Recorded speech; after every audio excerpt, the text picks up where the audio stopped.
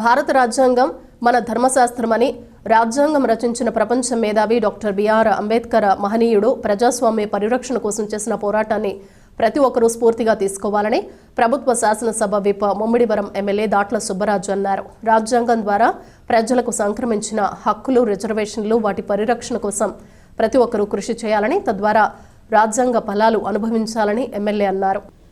పోలవరం మండలం Muramalla MLA Datla Subbaraju camp కార్యాలయంలో doctor BR Ambedkar చిత్రపటానికి ఆయన పూలమాలలు వేసి ఘనంగా నివాళులర్పించారు. 75వ రాజ్యాంగ ఆమోద దినోత్సవం వజ్రోత్సవాన్ని పురస్కరించుకుని విధాన్ దివస్ ను ఘనంగా జరిపారు.